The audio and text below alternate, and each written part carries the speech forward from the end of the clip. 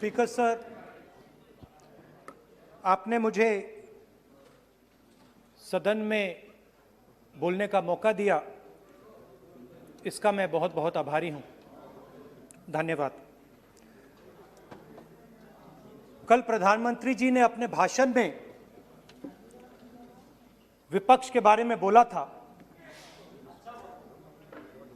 कि विपक्ष आंदोलन की बात कर रहा है,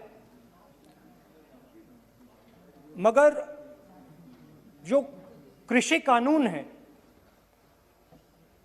उनके कंटेंट के बारे में और उनके इंटेंट के बारे में विपक्ष नहीं बोल रहा है।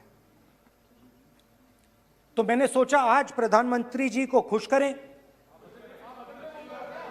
करें और जो 3 किसान के बिल हैं, खेती के बिल हैं, उनके कंटेंट का और इंटेंट का की बात करें। हाँ, बजट पे बोलेंगे। आप शांत हो जाइए प्लीज। मालूम है किसान का मुद्दा भी बजट का मुद्दा है, आप उनका आदर कीजिए।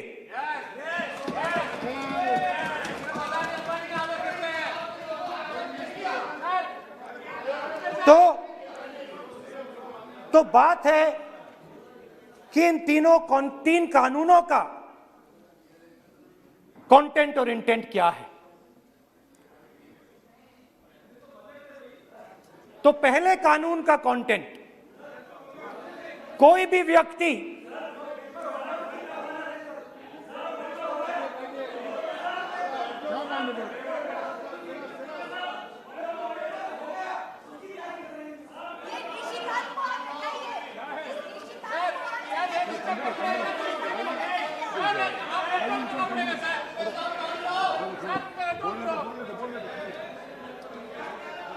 तो पहले कानून का कंटेंट क्या है? पहले कानून का कंटेंट है कि कोई भी व्यक्ति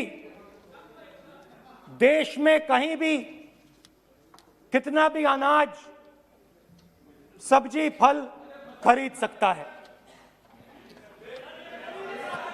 जितना भी खरीदना चाहता है खरीद सकता है। तो अगर खरीदी देश में अनलिमिटेड खरीदी होगी तो मंडी में कौन जाएगा? मंडी में कौन जाके खरीदेगा? तो पहले कानून का कंटेंट मंडी को खत्म करने का है। इसका लक्ष्य मंडी को खत्म करने का है। दूसरे कानून का कंटेंट क्या है कि बड़े से बड़े उद्योगपति जितना भी अनाज, जितना भी फल, जितनी भी सब्जी स्टोर करना चाहते हैं वो स्टोर कर सकते हैं, कोई लिमिट नहीं, जितना वो होल्ड करना चाहते हैं कर सकते हैं। दूसरे कानून का कंटेंट एसेंशियल कमोडिटीज एक्ट को खत्म करने का। दूसरे कानून का कंटेंट जमाखोरी को अनलिमिटेड तरीके से हिंदुस्तान में चालू करने का। अब तीसरा भी कानून है। तीसरा कानून का कंटेंट जब एक किसान हिंदुस्तान के सबसे बड़े उद्योगपति के सामने जाकर अपने अनाज के लिए, अपनी सब्जी के लिए, अपने फल के लिए सही दाम मांगे तो उसे अदालत में नहीं जाने दिया जाएगा। तीसरे कानून का कंटेंट आपको याद होगा,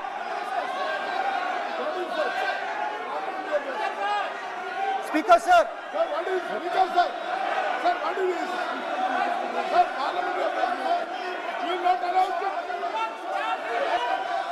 फैसला दे रहा हूं।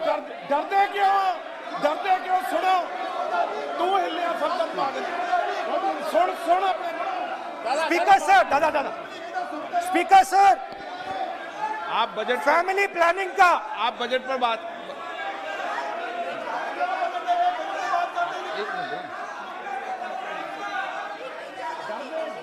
आप सर, सालों पहले फैमिली प्लानिंग का एक नारा था, आपको याद होगा, हम दो हमारे दो। अब मैं इंटेंट की बात करता हूं, कानून के इंटेंट की बात। आज क्या हो रहा है, जैसे कोरोना दूसरे रूप में आता है, वैसे ही ये नारा दूसरे रूप में आया है। आज इस देश को 4 लोग चलाते हैं। आप बजट पर चर्चा कर लें। बजट पे कर रहा हूं सर, बजट पे आ रहा हूं। 4 लोग चलाते हैं, हम दो बता दिया। और हमारे दो। जैसे उस टाइम नाम सब जानते हैं, नाम सब जानते हैं। नो आप बोलो।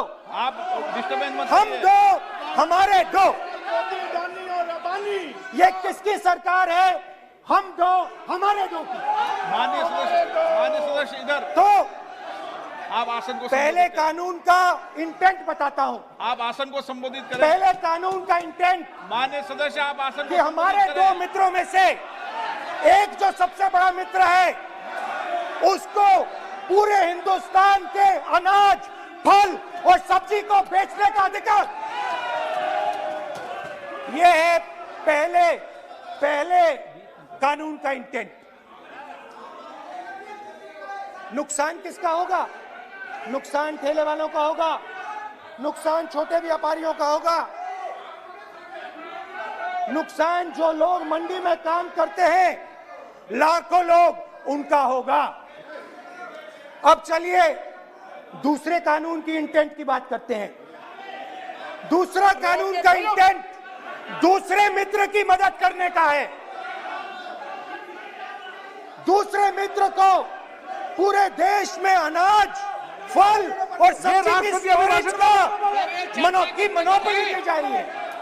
आज दूसरा मित्र 40% हिंदुस्तान का अनाज अपने साइलों में रखता है। ये कांग्रेस पार्टी की बैठक नहीं है, ये सदन है। और अगर बजट में साइलोज में रखेगा। ये सभा नहीं है। प्रधानमंत्री कहते हैं सर मैं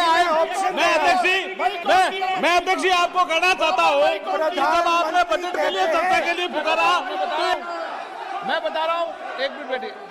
माननीय सदस्य, आज बजट पर चर्चा है, मैं आग्रह करता हूँ। प्रधानमंत्री कहते हैं बजट पर कि मैंने ऑप्शन दिया है। हाँ, आपने ऑप्शन दिया है। 3 ऑप्शन दिए हैं। पहला ऑप्शन भूख, दूसरा ऑप्शन बेरोजगारी, तीसरा ऑप्शन आत्महत्या। ये 3 ऑप्शन आपने दिए हैं। अब देखिए मामला क्या है। मामला ये है कि हिंदुस्तान का सबसे बड़ा बिजनेस, सबसे बड़ा व्यापार एग्रीकल्चर का है। अब बजट 40% आबादी इस पे जीती है, इससे जीती है। 40 लाख करोड़ रुपए का धंधा है।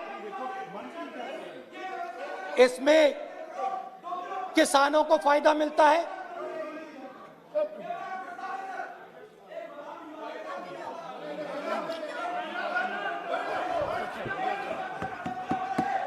तो दूसरे कानून का थोड़ा मैं इंटेंट समझा देता हूं।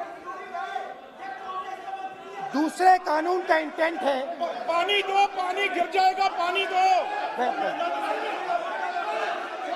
दूसरे कानून का इंटेंट है कि एक व्यक्ति को आप पूरे देश के अनाज की स्टोरिंग की मोनोपोली दे दो, और जब किसान अपने अनाज के लिए सही दाम मांगने जाएगा, तो जिसके पास स्टोरेज की मोनोपोली होगी वो मार्केट में अनाज डालेगा और किसान से कम पैसे में खरीद करेगा।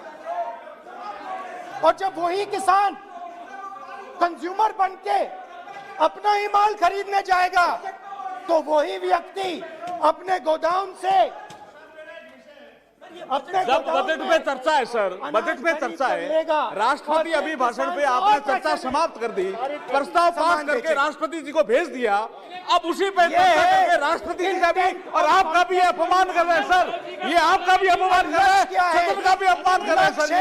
कि इस देश की जो रीढ़ की हड्डी है, किसान, मजदूर, छोटे दुकानदार, व्यापारी, उस रीढ़ की हड्डी को तोड़ के टुकड़े टुकड़े करके दो मित्रों को दे दो। सर रूल 2 है, 2 आपको याद होगा वो फोटो होती थी 4 हम दो हमारे दो।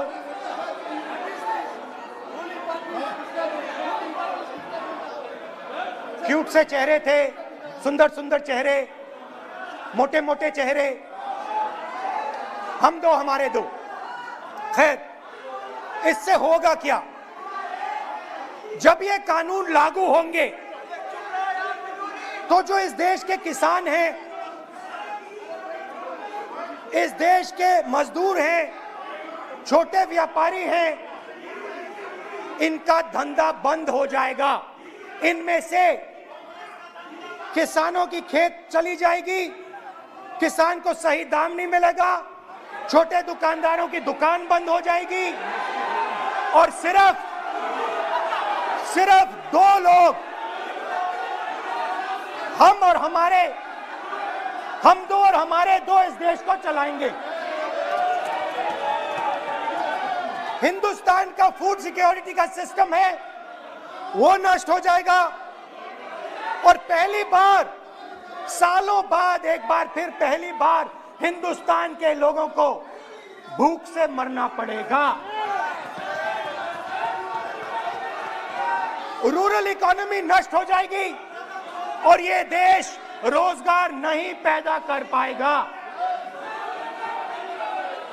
ये नई चीज नहीं है, ये आप मत सोचिए कि ये नया अटेम्प्ट है, पहला अटेम्प्ट है। ये पहला नहीं है, ये काम प्रधानमंत्री ने हम दो हमारे दो के लिए पहले नोटबंदी में शुरू किया था।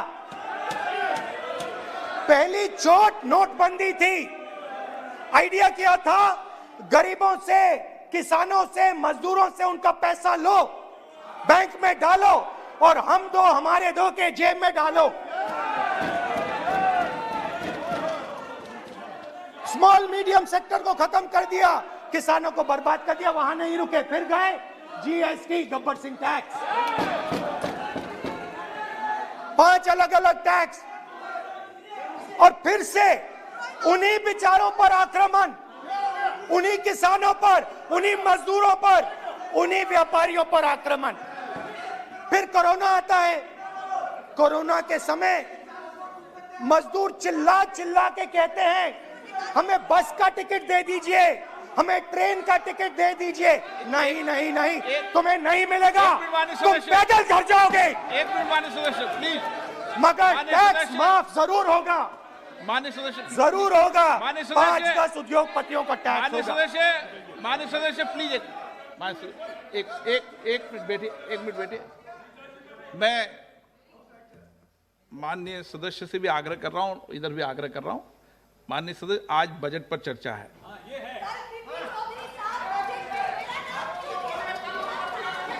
चलो चलाओ। मैं आ रहा हूं सर बजट पे। सर मैं आ रहा हूं बजट पे। मैं सर 5 मिनट में बजट पे आ रहा हूं। मैं फाउंडेशन लगा रहा हूं अभी, फाउंडेशन।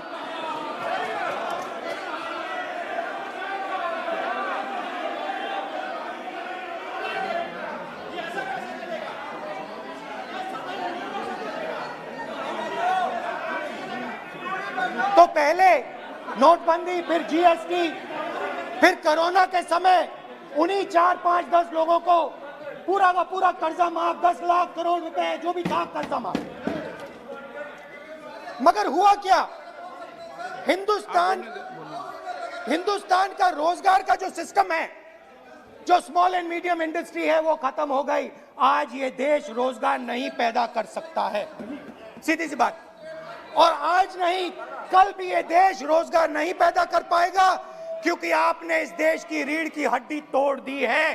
किसान की, मजदूर की, छोटे दुकानदार की, स्मॉल मीडियम बिजनेस की रीढ़ की हड्डी तोड़ दी।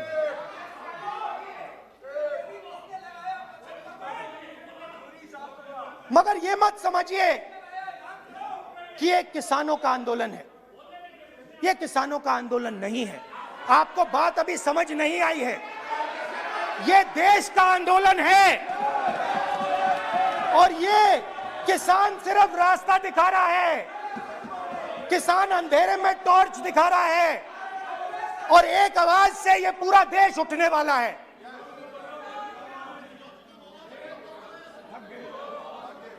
पूरा देश एक आवाज से हम दो, हमारे दो के खिलाफ उठने जा रहा है।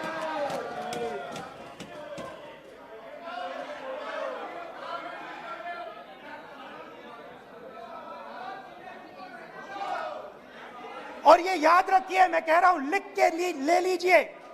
आप सोचते हो कि हिंदुस्तान के किसान को, मजदूर को, छोटे दुकानदार को अपने पैसे से, अपने धन से परे कर सकते हो।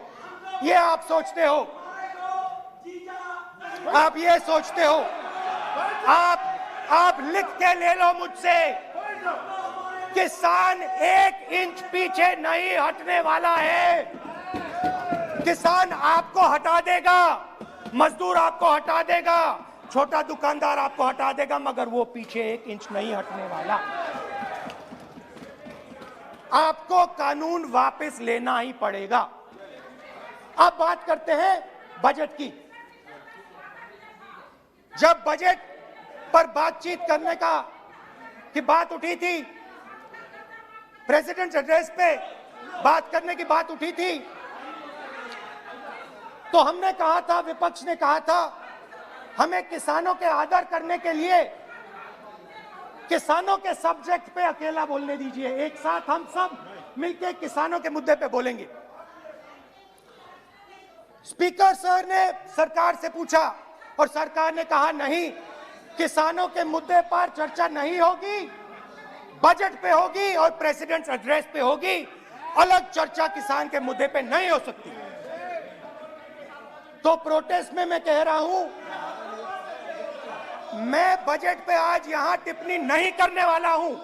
मैं आज सिर्फ किसान के मुद्दे पे बोलूंगा और उसके बाद मैं अपना मुंह चुप कर दूंगा। अंत में मैं कहना चाहता हूं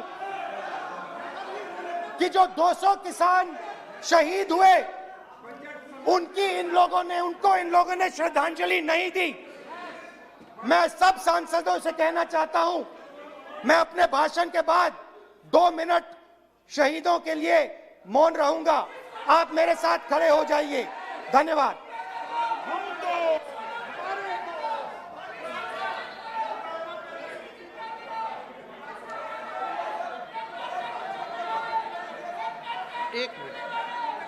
एक मिनट, आप बैठे।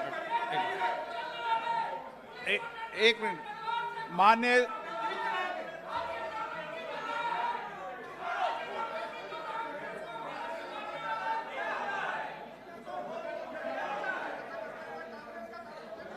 माननीय सदस्यगण,